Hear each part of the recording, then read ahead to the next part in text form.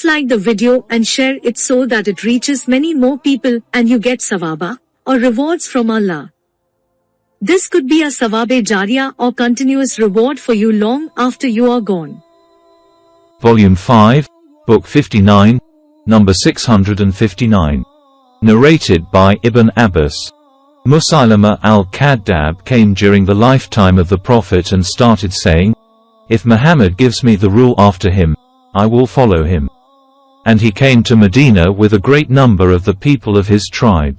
Allah's apostle went to him in the company of Thabit bin K bin Shammers, and at that time, Allah's apostle had a stick of a date palm tree in his hand.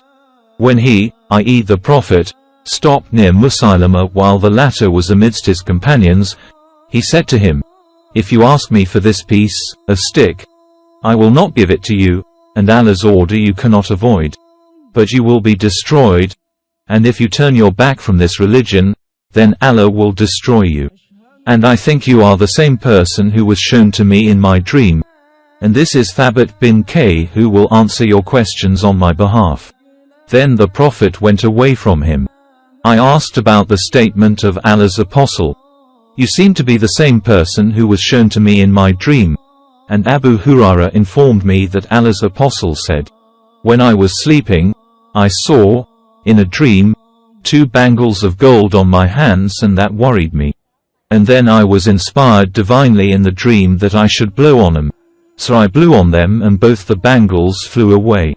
And I interpreted it that 2 liars, who would claim to be prophets, would appear after me. One of them has proved to be Al-Ansi and the other, Musaylama."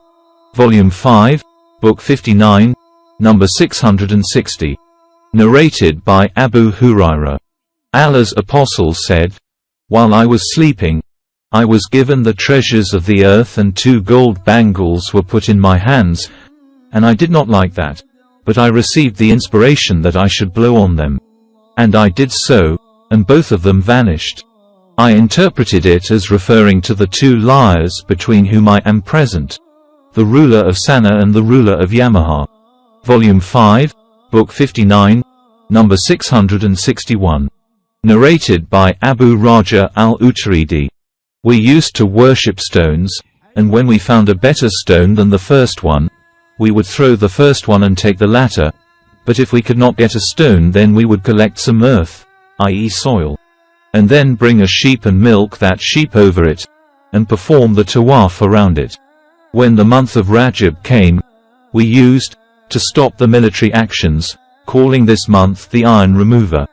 For we used to remove and throw away the iron parts of every spear and arrow in the month of Rajab. Abu Raja added, "When the Prophet sent with Allah's message, I was a boy working as a shepherd of my family camels. When we heard the news about the appearance of the Prophet, we ran to the fire, i.e. to Musaylama al-Kadhdab." Volume 5, Book 59, number 662. Narrated by Ubaydullah bin Abdullah bin Utbah. We were informed that Musaylama al-Kadhdab had arrived in Medina and stayed in the house of the daughter of al-Harith. The daughter of al-Harith bin Qarais was his wife, and she was the mother of Abdullah bin Amir. There came to him Allah's apostle accompanied by Thabit bin K bin Shammers, who was called the orator of Allah's apostle. Allah's apostle had a stick in his hand then. The Prophet stopped before Musaylama and spoke to him. Musaylama said to him, "If you wish, we would not interfere between you and the rule, on condition that the rule will be ours after you." The Prophet said, "If you ask me for this stick, I would not give it to you. I think you are the same person who was shown to me in a dream. And this is Thabit bin al-K who will answer you on my behalf." The Prophet then went away. I asked Ibn Abbas about the dream Allah's apostle had mentioned. Ibn Abbas said, "Someone told me that the Prophet said, when I was sleeping, I saw in a dream that 2 gold bangles were put in my hands, and that frightened me and made me dislike them. Then I was allowed to blow on them, and when I blew at him, both of them flew. Then I interpreted him as 2 liars who would appear. One of them was al-Ansi, who was killed by Fares in Yemen, and the other was Musailama al-Kadbab. Volume 5, Book 59, number 663. Narrated by Hadith. Al-Aqib and Sa'id, the rulers of Najran, came to Allah's apostle with the intention of doing li'an. One of them said to the other, "Do not do this li'an, for, by Allah, if he is a prophet and we do this li'an, neither we, nor our offspring after us will be successful." Then both of them said to the Prophet, "We will give what you should ask, but you should send a trustworthy man with us. And do not send any person with us but an honest one." The Prophet said, "I will send an honest man who is really trustworthy." Then every one of the companions of Allah's apostle wished to be that one. Then the Prophet said, "Get up, O Abu Ubaidah bin al-Jarrah." When he got up, Allah's apostle said, "This is the trustworthy man of this Muslim nation." Volume 5, Book 59, number 664. Narrated by Hadith. The people of Najran came to the Prophet and said, "Send an honest man to us." The Prophet said, "I will send to you an honest man who is really trustworthy." Every one of the Muslim people hoped to be that one. The Prophet then sent Abu Ubaidah bin al-Jarrah. Volume 5, Book 59, number 665. Narrated by Anas. The Prophet said, "Every nation has an Amin, i.e. the most honest man, and the Amin of this nation is Abu Ubaidah bin al-Jarrah." Volume 5, Book 59, number 666. Narrated by Jabir bin Abdullah. Allah's apostle said to me, "If the revenue of Al-Bahrain should come, I will give you so much and so much," repeating, "so much," thrice. But the revenue of Al-Bahrain did not come till Allah's apostle had died.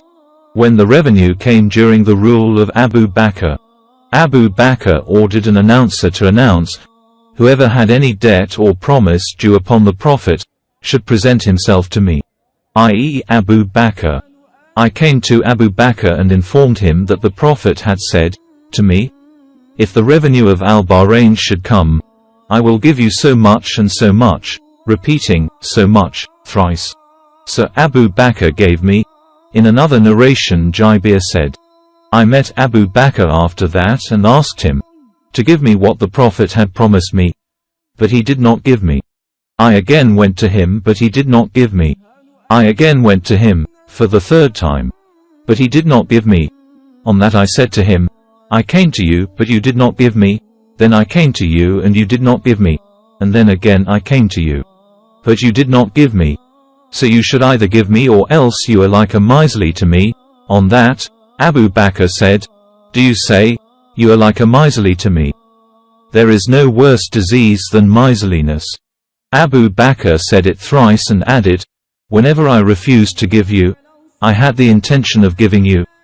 In another narration, Jabir bin Abdullah said, "I went to Abu Bakr, and he gave me a handful of money, and told me to count it. I counted and found it 500, and then Abu Bakr said to me, 'Take the same amount twice.'" Volume 5, Book 59, number 667. Narrated by Abu Musa. My brother and I came from Yemen to Medina, and remained for some time, thinking that Ibn Masud and his mother belonged to the family of the Prophet because of their frequent entrance upon the Prophet, and their being attached to him.